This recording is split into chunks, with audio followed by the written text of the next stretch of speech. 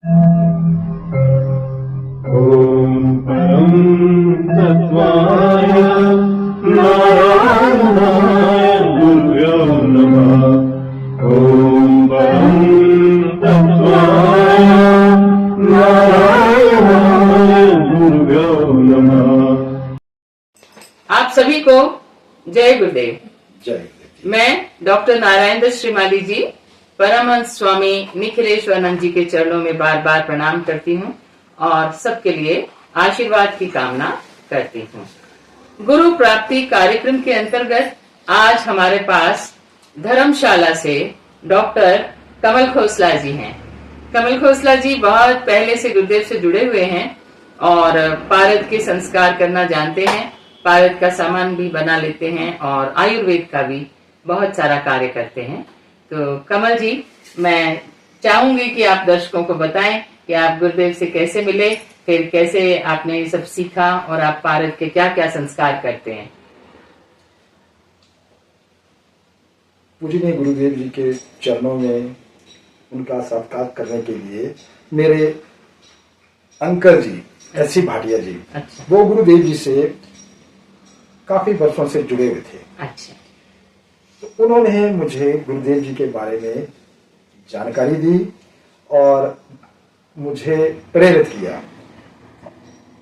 मैं भी शिविरों में जाने लगा, लेकिन मैंने जो दीक्षा ली वो चंडी 96 चंडीगढ़ में, ठीक है। मैंने गुरु पूर्णिमा वाले दिन मैंने गुरुदेव जी का आशीर्वाद लिया, वहां जाकर मैंने दीक्षा प्राप्त की। अच्छा अच्छा अच्छा, तो काफी पहले से लिया हुआ है। हाँ। बस उसी समय से अच्छा। गुरु कार्य में लगे। हाँ, क्योंकि आप जो है गुरुजी में काफी रमे हुए हैं। हाँ। ये आपसे मैं कल से मैं आपको देख रही हूँ। हाँ।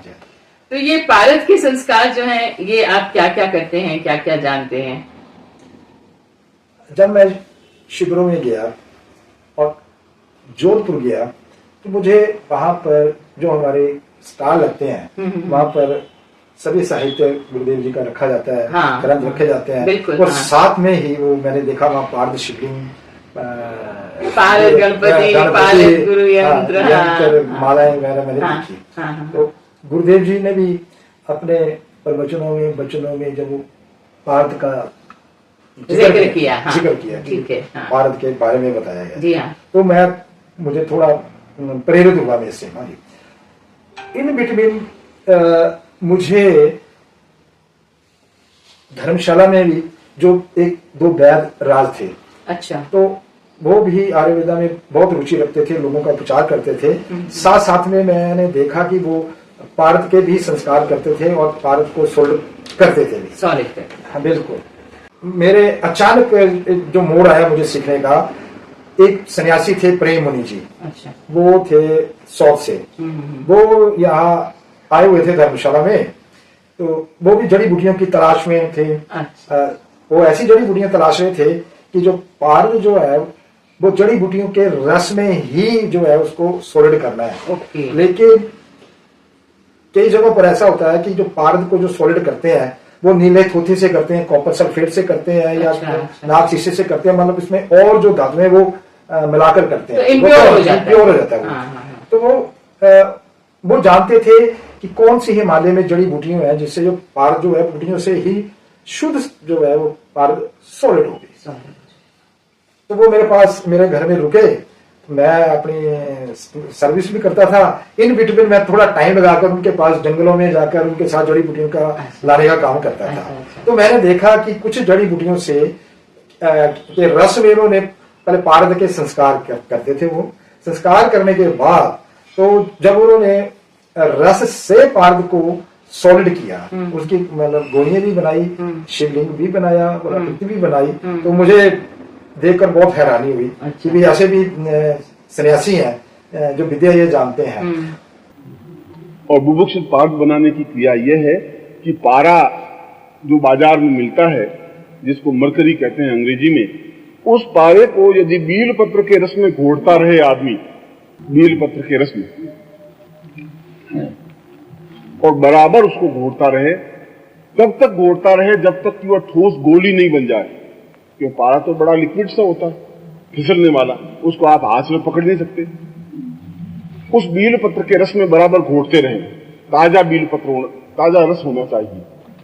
तो एक स्टेज ऐसी आ जाती है, हो सकती है वो 4 दिन बाद, 6 दिन बाद, 2 दिन बाद, 15 दिन बाद में, ऐसा तो समय अवधि, क्योंकि आप कितने समय तक घोटेंगे, मगर एक समय ऐसा आता है कि घुटते घुटते घुटते घुटते वो बिल्कुल ठोस होने लग जाता है, और ठोस होकर के वह गोली के रूप में कन्वर्ट हो जाता है, और गोली के रूप में कन्वर्ट बिल्कुल ठोस सॉलिड बन जाता है।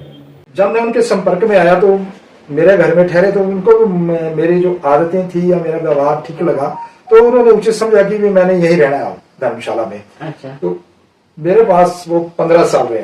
अच्छा। हाँ, यस, घर पर। अच्छा। 15 साल में मैंने उनसे जो भी वो घर में करते थे, लोग आते थे, प्रचार करते थे, तो जो सामान होता था, जड़ी बूटियां वगैरह, कुछ बाहर से भी लाना पड़ता था पंसारियों से, तो वो मैं उनको उपलब्ध करवा देता था। तो ये सिलसिला काफी, मतलब आपने पूरा जो है थ्योरी उधर गुरुजी के पास देखी बुक्स हाँ, में, और प्रैक्टिकल इधर सीखा। प्रैक्टिकल इधर सीखा। वो एक बैच जी भी थे। अच्छा, उधर से मैं कंटिन्यू गुरुदेव जी के शिविरों में भी जाता था, वहां भी मुझे यही मिलता था प्रेरणा, गुरुदेव जी से भी। और मेरा दोनों तरफ से जो है ना, गुरुदेव की कृपा से शायद मुझे ये जो वैद राज थे या वो सन्यासी थे, मेरे संपर्क में आए। मुझे ये लगा कि ये सब गुरुदेव जी की कृपा। वो ऐसा हो गया। कमल जी स्टेज तो वही सेट कर रहे होते हैं, लेकिन हमें दिख नहीं रहा होता। तांबे से अगर सोना बना सकता हो, अब उसके लिए तुम मुझे क्या दोगे? तुम ज्यादा ज्यादा मुझे 501 रुपया दे दोगे, और अपने आप को शायद तुम और फुला दोगे, 1000 रुपया दे दोगे। गुरुजी अब आप बोलिए, अब आप बोल सकते हैं क्या मैंने किया है। अगर तांबे का भाव है 80 रुपए किलो और सोने का भाव है 14 लाख रुपए किलो, 80 रुपए से 14 लाख कन्वर्ट हो सकते हैं, तो तुमसे मुझे क्या दोगे? तुम्हें देने की हिम्मत मुझ में नहीं है, क्षमता नहीं है। मैं तुम्हें दे सकता हूँ और बहुत कुछ दे सकता हूँ। तो जो बैदराज थे, वो जो सन्यासी थे ना जी, तो एक किस्म के वीर्य था। मुझे लगा कि नहीं, इसके पीछे हमारे गुरुदेव जो है ना, उनका आशीर्वाद मेरे ऊपर। हाँ, श्योर, करवा तो वो ही रहे थे, लेकिन आपको एक मीडियम चाहिए था जिसके थ्रू वो आपको सिखा देते। तो उन्हीं की कृपा से आपने सीखा। ये बिल्कुल बिल्कुल जी। तो जब उन्होंने मुझसे 1-2 जड़ी बूटियों से ये पार्क का शिवलिंग बनवाया मेरे से, तो वो मैं शिवलिंग में गुरुदेव जी के को दिखाना चाहता था। अच्छा। तो दीपावली के दिन जो शिविर जोधपुर में होता है, फिर मैं उसमें वो शिवलिंग बनाकर ना मैंने गुरुदेव जी को बताया, मैंने समर्पित करना चाह रहा था मैं उनको ना जी। पर मैं क्या उनको समर्पित करता, वो तो पता नहीं कितने शिवलिंग बनाकर वो दान देते थे। नहीं, लेकिन एक शौक होता है कि सीखा है तो गुरु को दिखाया। मेरी पत्नी साहब ये सारे इकट्ठे थे, और भी यहाँ के गए हुए थे। तो जब गुरुदेव से हम मिले, वो दिखाया, तो उन्होंने मुझे बड़े हैरानी से ऐसे देखा, अच्छा यार कमाल, आप करते क्या है, कैसे बनाया, ये है वो है। मैंने गुरुदेव ये तो सिर्फ जड़ी बूटियों से ही। कौन से गुरु जी को? बड़े गुरुदेव जी ने। अच्छा, आपने गुरु जी? अच्छा, ठीक है। तो उन्होंने मुझे ना अपनी कलाई में जफा लेके ना एक आशीर्वाद दिया। तो वो मुझे आशीर्वाद गुरुदेव का अभी तक नहीं भूलता है।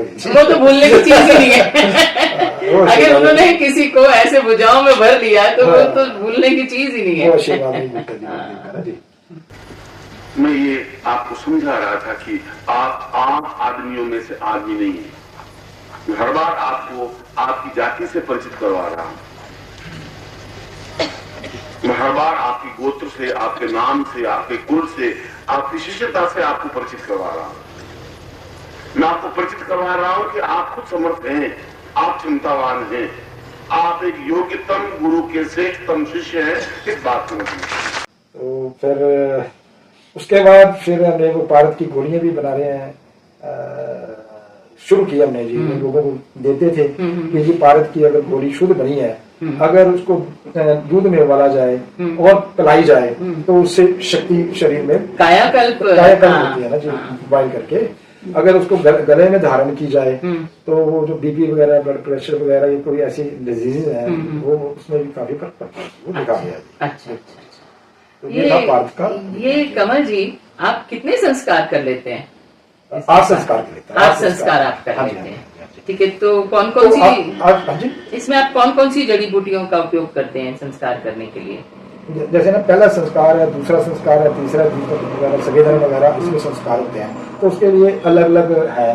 कुछ तो कॉमन भी है, जैसे नमक हो गया, हल्दी हो गया, राई हो गया, ये वैसे भी होता है। कुछ जड़ी बूटियां भी हैं, कुछ जड़ी बूटी जैसे आठ संस्कार कर रहे हैं ना जी, तो ये प्रोसीजर बहुत लंबा है। लेकिन कुछ जड़ी बूटियां ऐसी हैं कि अगर आप एक दो से शुद्ध कर देते हो ना, तो फिर वो आपको आठ संस्कार करने की जरूरत भी नहीं है। अच्छा, वो कौन सी जड़ी बूटियां? क्योंकि पारा जो होता है ना जी, इसमें और धातुएं मिली रहती है ना जी, रांगा, शीशा वगैरह ना, तो पारद का या शिवलिंग बनाना या पारद को किसी को खिलाना है, तो वो तो पारद फिर शुद्ध होना चाहिए ना जी, बिना शुद्ध तो फिर वो एक किस्म का पॉइजनिंग। इसको अमृत कैसे बनाना है, तो ये हमारे गुरुदेव जी की और ये जो सन्यासी है, वो पारद को अमृत बना के लोगों को। मैंने भी गुरु जी की वो बुक्स पढ़ी हैं, लेकिन हम तो कभी प्रैक्टिकल में उतरे नहीं। ये बहुत ही अच्छी बात है कि आप लोग प्रैक्टिकली इसको कर रहे हैं। तो वो कौन सी जड़ी बूटियां हैं जिससे अगर आप उसको पारे को शुद्ध करते हैं तो और संस्कारों की जरूरत नहीं रहती?